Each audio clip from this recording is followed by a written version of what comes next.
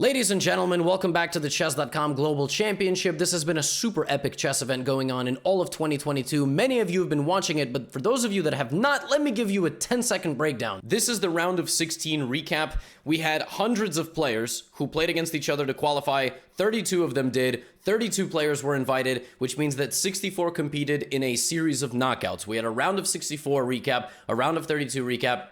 Now we're in 16. After today's recap, there will not be another one for a month, which is why I named the video what I named it, because I will be seeing all of you in November in Toronto, Canada for a live esports style final. It's very exciting. It's kind of like the future of chess, I hope. $200,000 is up for grabs. First place. First place prize is $200,000. That's pretty incredible. These are our matchups for today. We have Hikaru versus Dominguez, Duda Sarin, Wesley So versus Jeffrey Xiong, Fabiano Caruana, Dmitry Andreikin, Yan Nepomniachtchi versus Timur Radjabov, Anish Giri versus Pavel Pankratov, Liren versus Nihal Sarin, and Levon Aronian versus Sam Sevian. Today's recap is just going to be on fire. Really, buckle up, buckle in. This is just going to be a tremendous amount of fun. I'm going to be flying through some of these matchups. Just stick with me, and you want to stick around to the end because we had some epic matchups. Okay, and epic turns of events. Okay, this first one. Sam Sevian is coming off of an absolutely massive upset over Maxime Vachier-Lagrave, okay? He's taking on Levon Aronian, and he plays a Catalan. Levon grabs the pawn on c4 and plays this setup with c6. Kind of a sideline looking for b5 stuff. Sevian is like, all right, I'm not going to let him play b5. Levon's like, I'm going to plug the queen side like this, and he's not going to be able to win this pawn back because I'm literally just going to defend it. Now, black absolutely can overextend in these Catalan-style positions, and as you can sort of tell already from the opening, it looks very scary for black because he can't really move. White is going to go knight e5. White is going to try to win these pawns. Levon's like, I'm not convinced. Knight d5 covers the light square diagonal. The knight drops back, and black is just defending his pawns. Rook d1, bishop a6, and now Levon's like, yeah, literally, look, bishop e2 attacks the rook. He has to move it, and I'm going to go here. And after 15 moves, Levon just keeps his pawns. He just keeps his pawns. There's nothing there, all right? Keeps his pawns. Look at this. He's just stubbornly defending his pawns. Now, the computer here is not so convinced by black's defenses. It thinks that after something like rook da2, there is sufficient pressure and white will slowly win back the material. But Sevian goes astray. He plays h4. He kind of takes his eye off the ball, tries to attack Levon, and then refuses a queen trade, even though right now the best move for white is to trade queens and blow open the black position with the move d5, at which point I think the game probably would have liquidated into some sort of draw, but Sam couldn't bring himself to do that, instead continuing the attack on black's king. But, as you can see, Levon, look at this, f5, forcing the pawn to move, jumping the knight into the middle, forking the queen and the rook. Queen goes back, rook goes back. Now black's advantage is convincing. The extra pawn is absolutely felt, and the knight is running circles around the white position. Look at this, knight c4, knight a5 back, knight into b3, but Sam keeps chipping away at that black king. Knight d4, takes, and now Aronian firing down another pawn on f4, but he shouldn't have done that. He should have stuck to what his best asset in the position was, which was this pawn. Creeping in on the side of the board, a rook to d1 on the way, the game would have been over very quickly. But Levon, suddenly, while he tries to counterattack Sam, now the pawn on g7 in front of his king is a serious problem, and Sevian is breaking into the position. A massive comeback in this game. We have rook c3, queen d4, rook e3, and now h5. Look at this. The king is kicking out the window. King's like, I gotta jump out of here. I got no room. Bishop a2, takes, rook g4, and Levon continues to try to trade the pieces, but his king is wide open. Is he actually going to be okay here? He tries to get the queens off. Takes. Is this endgame sufficiently winning? I know what Stockfish says, but with low time on the clock, is it actually as winning as we think? Bishop b3, a3. Oh, yeah, that's the right idea. Look at this. Now, what's funny here is that if you play even one pawn move, look at the eval. Do you realize these games hang on a knife's edge? You sometimes take for granted what Stockfish says. Bishop b3 is so important because now the bishop is forced back. The king arrives to get the pawns, and Levon's going to win this game because of his extra pawn, but also the fact that he's going to sufficiently blockade the pawns and pick them up. And look at that. Just walks the king all the way down to the edge of the board, and in this position plays the move bishop to g6. Neither pawn can move. The bishop also plays a pivotal role in defense.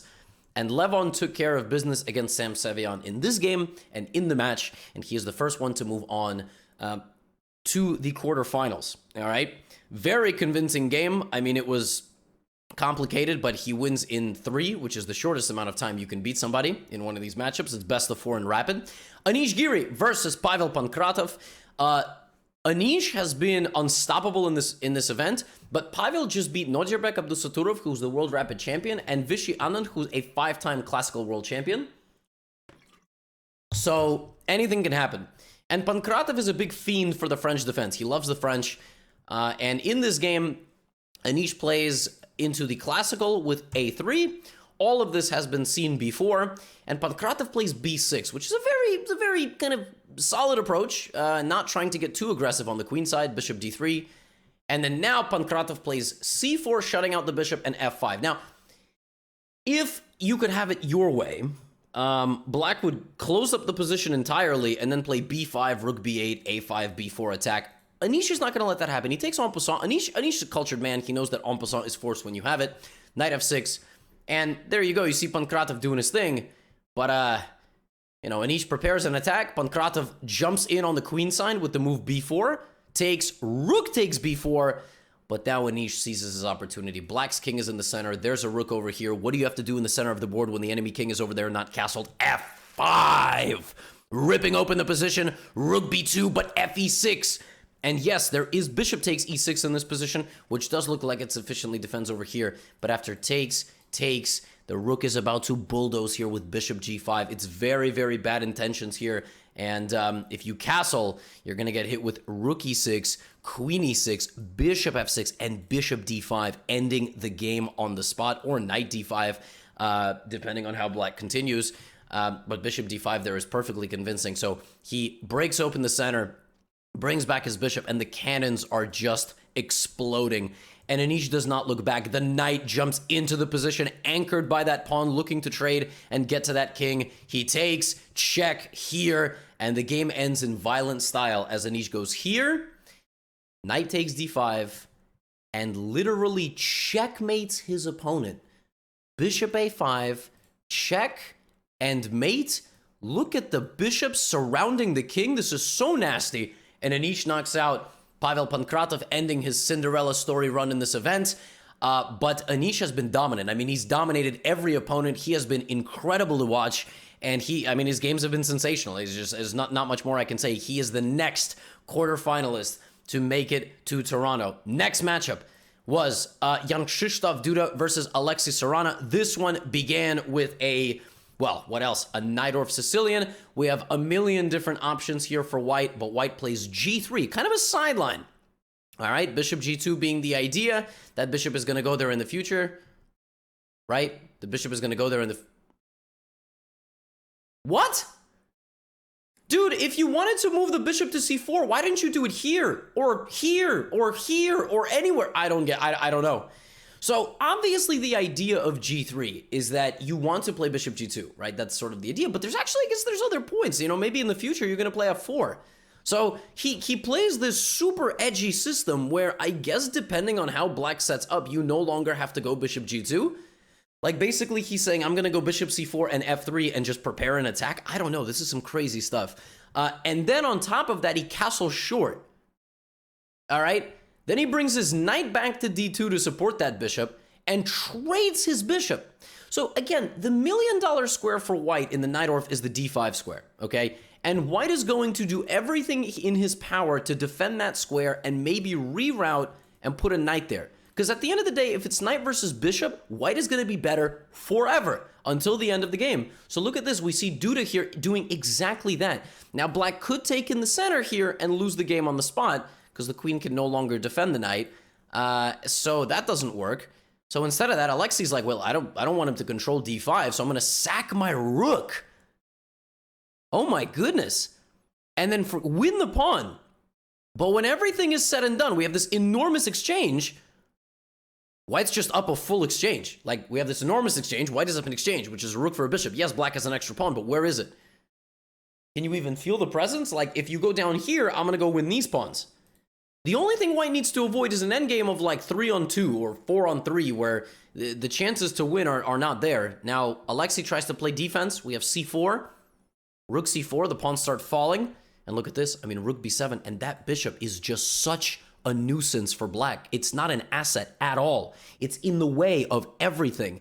And Duda picks up the pawn on f7, comes back, and just very methodically infiltrates, gets to the black king, wins all of Sarana's pawns, and Sarana resigned in this position. This was a 36-move game for white. He played 99.8% accurately. Yes, the silence is deafening. 99. He played legitimately top-engine moves the entire game. Now, what made it easy for Duda is the fact that probably until here was prep.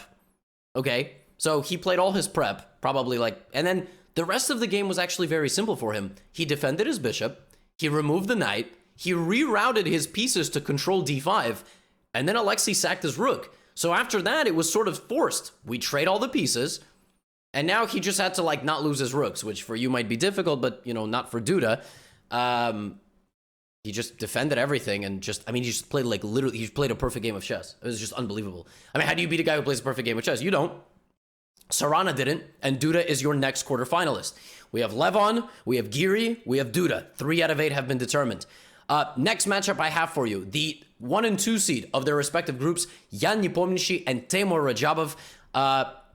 Now, this is one of just 17 games. That sounds like a lot, but Jan has played tens of thousands of games in his career, hundreds of thousands. So first of all, Jan Nepomniachtchi is an e4 player. It's only recently that he's taken up d4, but when he plays d4, he plays the Catalan, or the 2 knights setup. He does not play the Nimso. In his entire career, Jan Nepomniachtchi has had this position with white 17 times. That's it.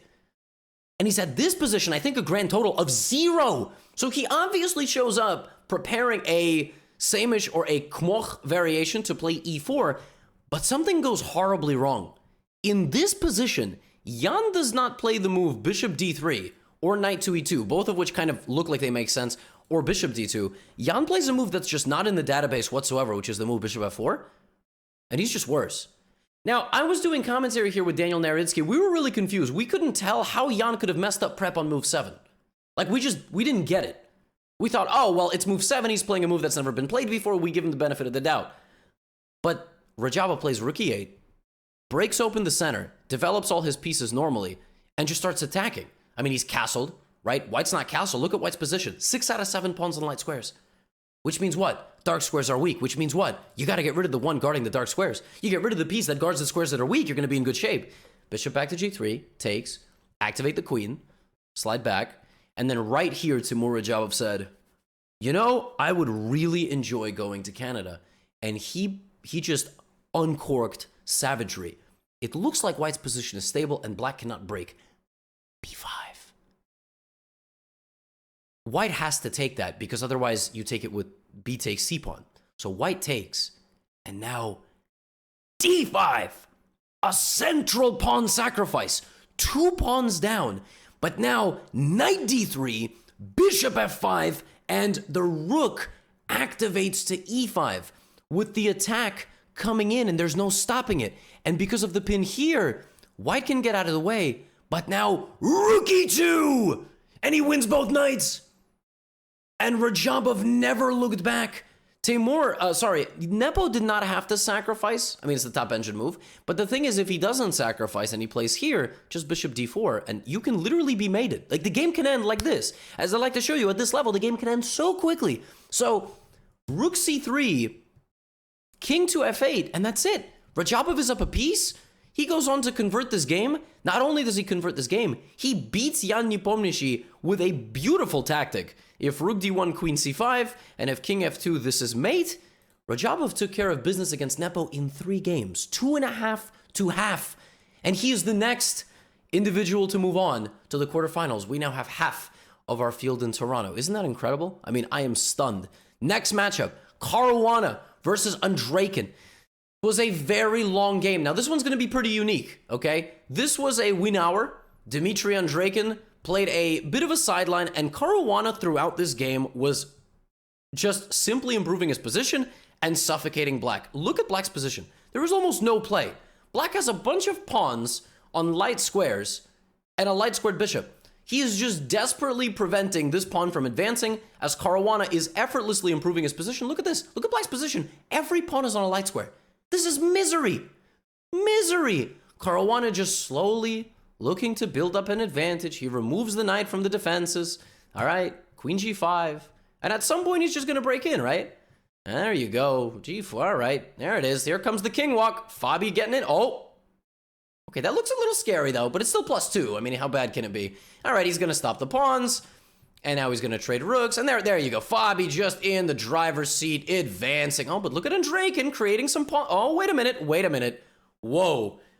All right, and with 10 seconds on the clock, this is very scary. It's +4, but how do you win it? e6, c2. Wait, who's winning this race? I know it says +4, but how? Rook c1. Fabi decides to play defense. Apparently, he should have been more aggressive. He plays defense, but now this pawn, what is going on? How is Andreikin doing this? e7, rook h8. The king walks up, and now Fabi has to play f4 with this idea in the future. He misses it, g1, and everything falls down. And wait a minute, black is up a rook. White has to now settle for perpetual check because he was too worried that if he queened, his king was going to be mated. And this was the story of the match. Dmitry Andreikin. I know this is crazy. Like, I never feature draws. What you just saw here happened the whole match. Andreikin was lights out, unbeatable on defense. He was coming up with just unbelievably complex defensive setups. And he beat Fabiano Caruana in 3 games. Their matchup was like Fabi pressuring in every game and then being unable to break through, and Andreikin winning the match. In 3 games, he beats Caruana. Shocking. That is just unbelievable. Also, massive, massive victory for Andreikin, who in one game kind of shows his playing style. A little bit cagey, a little bit dicey, but so hard to put away. Like, he is not going to get knocked out. Wow. Now, next matchup. Oh my goodness, this is legend. This is legendary. Ding Liren, the number 2 ranked player in the world, 28-11 in classical chess. Nihal Sarin, one of the prodigies of India, who for some reason has a Chilean flag on chess.com. They have never played before. This is like, Ding Liren is 30, okay? Nihal Sarin is 16, 17 years old. This is like the old guard, the new guard. They have never played a chess game against each other, friendly or competitive. Isn't that insane? So what's going to happen? Is Ding Liren going to assert dominance and punch his ticket to Toronto? Sticking one out for the old guard, as we've seen so far. It's only names we recognize qualifying. Maybe Dmitry Andreikin, you don't really know, but, well, let's see. So, Nihal Sarin plays a Taraj defense. All right, a very provocative line. He's played this many times. He's had good success. He closes the center, and what you're about to see is just incredible. He opens up his king, and then he plays king g7, and all of this was his prep. Nihal Sarin plays 15 moves of prep against Ding Liren. 15! Now, you could argue White has a slight pull here because this is under pressure, and White is going to just kind of poke holes at Black's position very slowly. But it's honestly, it's anything... yeah, I mean, this is... It looks good, but it's a little bit hard to break through. Knight c3, bishop b4. Okay, we're obviously not going to repeat moves, like knight e2 back. Okay, we're not going to repeat moves. So queen c2. But now Nihal plays f5. f5 completely shuts down White's opportunity to play the move e4. Now, White is still better. But where is it, right? Where is it? White is a little bit worried about this, so he plays g3. Okay. Now, the computer is sitting here just saying White is better, but where is the advantage, right? Ding Liren needs to prove that he's better. Well, he can't figure out how, so he moves the knight out of the way again, because maybe in the future he wants to play b3. Well, Nihal just goes back to d6, so that the knight cannot arrive on f4. Like, the bishop is going back to take the knight when it arrives, okay? Just so you understand. So b3, now he finally plays it. b5, takes. Okay. And now Nihal finds a beautiful idea. Rook b4, rook a4. Nihal creates an outside pass pawn, sacrifices a full pawn, to move this pawn down here and offer a queen trade. Nihal has correctly evaluated the fact that this pawn is a massive thorn in white's side. It's going to be so difficult to remove it. The queen slides forward. The pawn is 2 squares away from queening, and the knight is not equipped to play defense. So much so that after knight d4, white is now worse. And after this, white is losing. White is completely lost as Nihal avoids danger by moving the king even further forward. And then he plays this, and oh my goodness, does Nihal end the game in style. He sacrifices his queen. A2, the pawn that he created. He spawned the pawn. No pawn intended. No pawn intended. Oh my god, he spawned the pawn, no pawn intended. I should go to jail for that. And he wins. Nihal Sarin beat Ding Liren in 3 games, 2.5 to half. Are you kidding me? Oh my god. He just beat Ding Liren. Nihal Sarin is in the quarterfinals. India, stand up. This man is the last player from India remaining. He outlasted Vishy, Arjun Erigaisi, Raunak Sadwani, you name it. Nihal Sarin, our friend from Chile, for some reason. Look at this, A2 and Rook to B1, just incredible stuff. Absolutely unbelievable. Now, Hikaru versus Linier Dominguez. This was the only decisive game of the match. It began with a Queen's Gambit accepted. This is a specialty of, I don't know, by the way, why Linier Dominguez, his username is Sebastian. Is that his middle name? I don't know. Maybe he just likes the name Sebastian. Anyway, what you're about to witness, you don't need to pay attention to. This is all prep. Literally all prep. Pieces hanging everywhere. Queen is hanging for black. Knight is hanging in the middle, but white is kind of, you know, hoping for this. Anyway, none of that matters. What matters is this endgame. Hikaru plays a line where, after everything settles, okay, black has to defend a mildly unpleasant endgame because that pawn is a bit of a liability, so much so that he actually just sacrifices it. But that's the best move. Because otherwise, if you play just any move, white's just going to take the pawn. White's just going to be able to clear. So what he says is, all right, I'm going to give you the pawn. You can take it. But I got activity. My knight is controlling squares. My bishop is strong. My rook is very powerful as well. This pawn is not an asset, right? It's now Hikaru's responsibility to get from this garbage position that white has. I'm not saying he played garbage. I'm just saying the dynamic of the position is white is up a pawn, but the pieces are on slightly garbage squares. Slightly. Right? That's what black is arguing. And it's only 0.2. White is up a full point, but he's down 0.8 in terms of counterplay, right? So, king f1. Rook c1. King e1. Slowly crawling toward the center. g4. Look at Linier. Instigating. Look at how powerful black's pieces are. Now king up 1 square. Knight out a little bit. And here Linier, finally, you know, he had to play this move. But he doesn't. He makes a small inaccuracy, and comes here.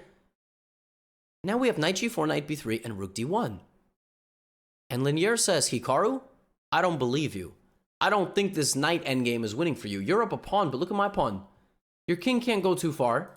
We got all the same pawns over here. This pawn's not scary. My king's right here. This pawn is a problem. Hikaru's like, all right. e5. Knight e5. Now your pawns are split. Black has eha. That doesn't look that good. All right, his pawns are super split. Let's bring the king. Bring back the knight. Push pawn. Push king. And time is ticking the whole time. Time is ticking. c5. King d2. Just knight e5. Linier goes for a pawn, anticipating that Hikaru will play g3 and lose this, or knight e1 and go here. What he doesn't realize is that Hikaru never planned to defend that pawn because he has knight e5. And if you take that pawn, c6. And the king is boxed out, unable to stop the pawn completely.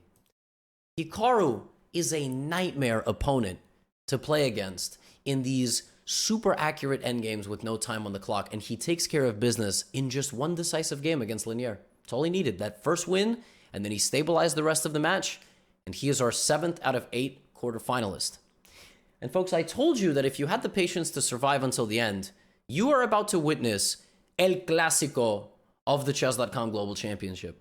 Wesley So, Jeffrey Xiong. Prepare yourself. First game, Caro Kann, exchange variation.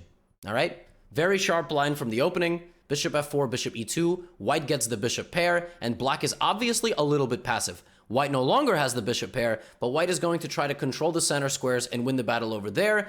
First, by winning a pawn, and second, black can't really rush in with rook takes b2 because bishop b5 would be a problem. So Jeffrey gives away a pawn, and he gets active, okay? Queen a4, knight back to e7, rook b7, solid position, but Wesley's just the pawn up.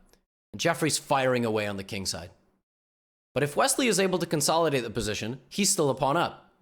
So what does Wesley do? Trades. Plays queen d2, rook e3, clean pawn up. Game 1, Jeffrey tries an opening experiment and tries to attack the whole game. It just doesn't work. Wesley effortlessly picks him apart, defends all his pawns. He's about to win a second one, so Jeffrey resigns. 1-0 Wesley So. In the second game, Jeffrey began with a Nimso, but quickly transposed it back to kind of a Rogozin. Wesley played a very solid and simple line with taking on d4 and d5, and then Jeffrey tried to get a queenside clamp going with d4, c5, b4, and a3. Wesley fought back in the center. After a massive exchange, we got the following position where white teases the idea of an attack, but also has a very powerful 3-on-2 on the queen side, not to mention it's not clear if black's center pawn is good or bad.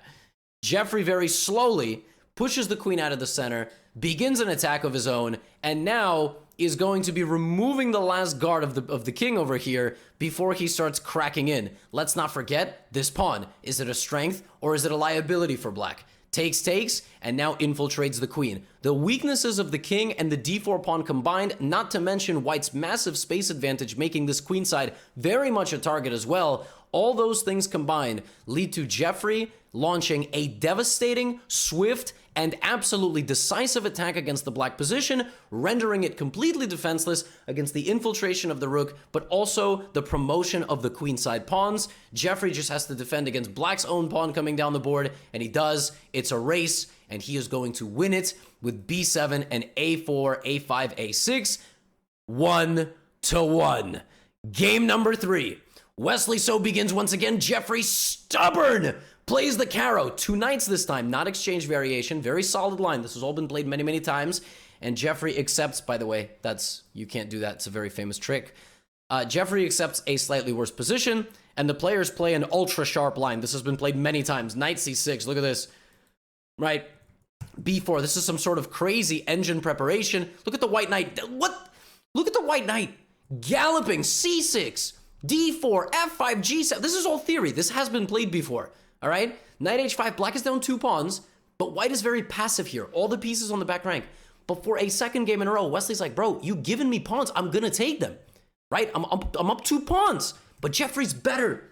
How is Jeffrey better? This is unbelievable. He's down 2 pawns. King g8, but here's the thing about being down material. You can play all the best moves for a while, but at some point you're gonna mess up. At some point, the position is too difficult for you to handle, and all of a sudden, your extra pawns don't matter. I mean, your extra pawns do matter.